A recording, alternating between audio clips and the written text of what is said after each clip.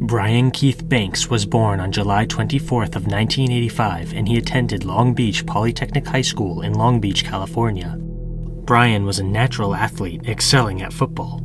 He was a linebacker and he dominated the field in his junior year. In fact, he verbally accepted an offer to play football at the University of Southern California with a full ride, meaning that he wouldn't have to pay a dime for his college education. The young man's life was looking up, and almost nothing could possibly stop him from becoming successful. However, his life took a tragic turn that was not his fault. In the summer of 2002, at age 16, Brian was accused of SA by a classmate named Juanetta Gibson. Gibson alleged that Brian had dragged her into a stairwell and raped her.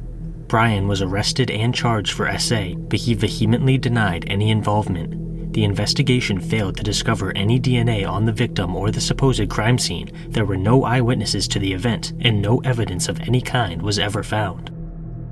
Despite the utter lack of evidence against him, Brian's lawyer urged him to take a plea deal, as he believed that Brian would not be able to win the case in court.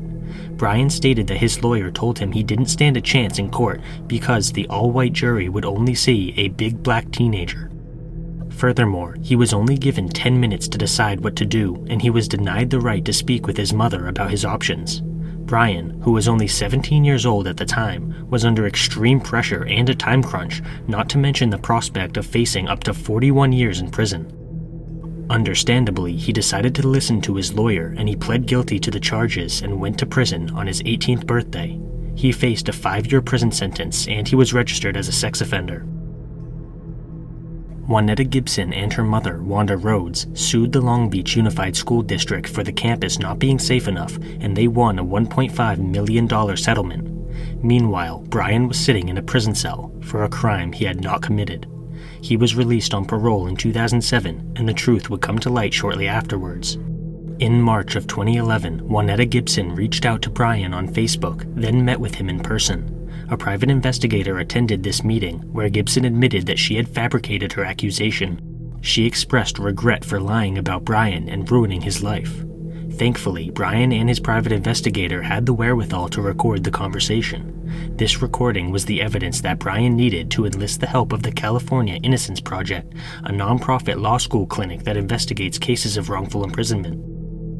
Unfortunately, the recording Brian and his PI had taken was not admissible in court because it had been taken without Gibson's permission, and she had not signed a written confession. However, the California Innocence Project worked tirelessly with Brian to put together other evidence, which they eventually brought to court. On May 24th of 2012, after a decade of legal battles, Brian Banks was finally exonerated. He had done nothing wrong, and his promising life had been interrupted by a false accusation. The court recognized this extreme level of injustice, and he was released from parole, as well as being removed from the sex offender registry. Of course, none of this could possibly make up for the lost time and trauma that Brian experienced as a result of his wrongful imprisonment. He was faced with the task of rebuilding his life, fixing relationships, and pursuing a career. In the summer of 2012, Brian attended tryouts for several NFL teams, including the Chiefs, Chargers, and 49ers. He ended up signing with the Atlanta Falcons on April 3rd of 2013. He managed to play in several preseason games before being cut, and he switched over to a job working with the NFL alongside Commissioner Roger Goodell. It's sad to think that if Brian had never been falsely convicted, he may have been able to play professionally for years, but the injustice he faced robbed him of that opportunity.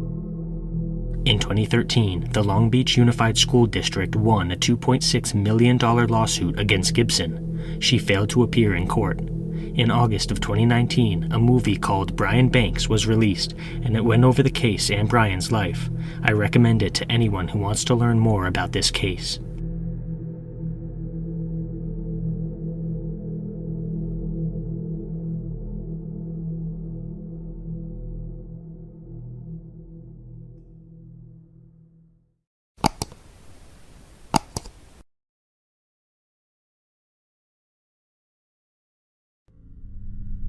It was 10:42 a.m. on September 6th of 1971 when two armed men robbed a party store in Ferndale, Michigan. According to the store's owner, Ioannis Theodoropoulos, one of the perpetrators was a white male and the other was a black male. Later that same day, the police arrested 25-year-old Richard Phillips and another man named Fred Mitchell at a hotel in Detroit on suspicion of drug possession. No drugs were ever found on either of the men, but during the interrogation process, Mitchell told the authorities that Phillips had been involved with the robbery that morning. On September 8th, Ioannis identified Phillips and another man, 23-year-old Richard Palumbo, as the robbers. This identification was made in spite of the fact that the black perpetrator was described as 5 feet 8 inches tall, whereas Phillips was 6 feet tall. The Oakland County Prosecutor's Office told Phillips that his charges would be dropped if he passed a lie detector test, which are notoriously inaccurate. During a pre-test interview, Phillips told the authorities that he was innocent and that Palumbo and Mitchell had been responsible for the robbery. However, the polygraph examiner claimed that Phillips was deceptive during the test, and he was detained as a result. The day before Phillips' trial, his attorney filed a notice of an alibi defense. This means that he was announcing his client had an alibi for the morning of the robbery. Phillips had been awoken by a maid at the hotel he was staying at around 11 a.m., only a few minutes after the crime and more than 10 miles away from the crime scene. Unfortunately, this maid could not be located to verify the alibi. On November 1st of 1971, Palumbo pled guilty to the robbery and was sentenced to between 15 and 22.5 years in prison. On November 5th, Phillips' trial began. Palumbo testified for the defense, stating that Phillips was not his accomplice. He also refused to identify who his accomplice actually was, which resulted in him being found in contempt of court. On November 9th, the jury convicted Phillips of armed robbery and he was sentenced to 22.5 years in prison. Fast forward to March 3rd of 1972, when a highway maintenance worker found the dead body of 21-year-old Gregory Harris in a crop of trees just off the road near Troy, Michigan. Harris had last been seen on June 26th of 1971 when he left his home to buy cigarettes. The autopsy revealed that Harris had been shot in the head. On March 15th, Fred Mitchell was arrested on charges for an unrelated robbery and carrying a concealed firearm. He told the police that he wanted to speak with detectives. Mitchell, who was Harris's brother-in-law, told detectives that Palumbo and Phillips had killed Harris. Mere days later, both Palumbo and Phillips were charged with first-degree murder and conspiracy to commit murder. They went to trial in Wayne County Circuit Court in September of 1972, and the prosecution provided evidence linking the responsible firearm to a weapon that had been confiscated from Mitchell in July of the previous year. During Mitchell's testimony, he alleged that he knew what happened to Harris because Palumbo and Phillips had told him. He also said that Palumbo had been testing him to deem whether or not he was able to keep quiet, and that if he passed the test, Palumbo would put in a good word about him to Palumbo's cousin, Jackie Finelli, who was involved in organized crime. This testimony was the only evidence against Palumbo and Phillips, but they were convicted anyway on October 5th. They were both sentenced to life in prison without the possibility of parole. The Michigan Court of Appeals upheld this conviction in 1975. In 1989, Palumbo filed a petition for a hearing on a motion requesting a new trial. He claimed that his defense attorney had given inadequate legal defense, and he was granted a new trial. When Phillips heard about this, he also filed a motion for a new trial, which was also granted. However, the Michigan Court of Appeals reversed these decisions in 1993, stating that there was insufficient evidence of misconduct in the original trials. In 1997, Phillips filed a motion for relief from judgment, and he was granted a new trial in 2008. The judge who granted this new trial found that Phillips' defense attorney had given inadequate legal counsel. 2 years later, after the prosecution argued that they had not received notice of this ruling, the order for a new trial was reissued. The prosecution appealed, and the Court of Appeals once again reversed the ruling for a new trial. In August of 2010, Palumbo appeared before the Michigan Department of Corrections Parole Board to testify in support of a petition for clemency, which means that his sentences would be reduced. He admitted under oath that he and Mitchell were responsible for the murder of Gregory Harris, and that he and Mitchell had also been responsible for the robbery in Ferndale. When asked about Phillips' involvement, Palumbo stated that Phillips had not been present. In fact, these are his exact words. "I did not know Mr. Phillips at the time, and as far as I know, he had nothing to do with anything." Palumbo also alleged that Mitchell had known he could falsely implicate Phillips in the murder because he had already falsely implicated him in the robbery. A Michigan assistant attorney with the prosecution repeatedly questioned Palumbo about his version of events, implying that Palumbo was lying. Palumbo replied, "All I can tell you is that I met Mr. Phillips on July 4th, 1971. It was 8 days after the murder. I'm trying to tell you the truth, and I'm trying to be honest and precise with what I can remember. It's been 39 years. In 2014, Palumbo's attorney went to the Michigan Innocence Clinic and reported his testimony, which caused representatives from the clinic to visit Phillips in prison. Phillips had maintained his innocence the entire time he had been locked up, and he agreed to take another polygraph exam. On December 8th of 2015, he passed the examination without any hint of dishonesty. In 2016, the Michigan Innocence Clinic filed a motion for relief from judgment based on Palumbo's testimony and the results of the polygraph exam. On August 8th of 2017, a judge with the Wayne County Circuit Court granted the motion and then granted bond for Phillips on December 12th. Richard Phillips was released from prison on December 14th of 2017, more than 45 years after his conviction in 1972. On March 28th of 2018, Phillips was exonerated and the charges were dismissed. The judge who had ordered his release, Kim Worthy, stated that it has been determined that the case against Mr. Phillips was based primarily on the false testimony of the main witness in the case. The system failed him. Nothing that I can say will bring back years of his life he spent in prison. Justice is truly being served today. We will recommend to the Michigan Attorney General's office that Mr. Phillips receive wrongful conviction compensation. In May of 2019, the state of Michigan awarded Phillips more than $1.5 million in compensation. However, no amount of money could ever possibly mend the damage that was done to him. He was the victim of a legal system where one man's testimony was taken at face value, and he suffered well over 40 years in prison for a crime he had never committed. According to those who knew him, Richard Phillips had a habit of singing to himself. He had a beautiful, deep, and soulful voice, which he used to get himself through his prison sentence. He wrote a poem after his conviction, reflecting on the beauty of colors in the natural world and in people. Phillips had been friends with the wrong crowd in his early life, which resulted in him serving a short sentence. When he was released on parole, he got a job at the Chrysler plant in Hamtramck, where he typed out timesheets and bills for $4 an hour. He was determined to turn his life around and make something of himself, which is exactly what he was doing.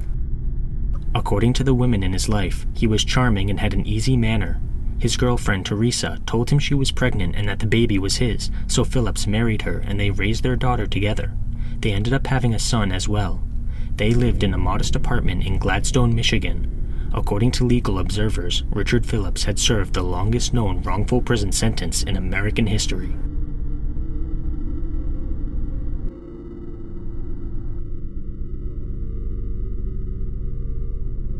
Click the join button to become a member today.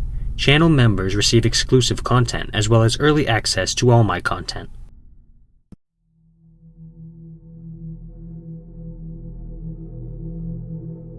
On January 3rd of 1989, 16-year-old Huwe Burton called the police to report that his mother, 59-year-old Keziah Burton, had been murdered. The police arrived at their apartment in the Bronx, where they found Keziah with stab wounds to her neck. Her underwear had been partially removed, which initially made the police suspect SA. There was a telephone cord wrapped around one wrist and the contents of her purse had been scattered across the floor. The authorities were unable to establish a time of death, but they believed Keziah had known her killer. They quickly identified Huwe as a suspect. Their suspicion arose when Huwe told them he knew exactly what time he had arrived home from school, 2:47 p.m. To the investigators, it seems like Huwe was trying to establish an alibi. He also said that he had been at school all day, but one of his teachers reported that he was not in her class that morning. On January 5th, the police brought Huwe in for questioning, and they interrogated him for 3 hours straight. He asked to speak with his father twice, but those requests were denied. They told Huwe that they knew he was lying about being at school on the day in question, and Huwe admitted that he had skipped his morning class. He stated that he had visited a 13-year-old girl to have sex, and the police informed him that he could go to jail for statutory. Huwe produced a written confession in which he admitted to being high on cocaine and killing his mother during a fight. He was arrested and charged with murder. 6 days later, police in Westchester County, New York stopped a man named Emmanuel Green who was driving Keziah's vehicle. The car had been reported stolen on the day of her murder, and Green lived in one of the apartments below the Burtons. He had been interviewed in the early days of the investigation, but the police had been unaware of his criminal record at the time. Green had previously been convicted of both SA and robbery. The police performed another interview with him in which he alleged that Huwe had come to him for help after murdering his mother. Green said that it was his idea to make the murder look like it had been perpetrated by an intruder. He was charged with larceny, possession of stolen property, and hindering prosecution, but he was not charged as an accomplice in Keziah's murder. He ended up passing away before Huwe's trial began.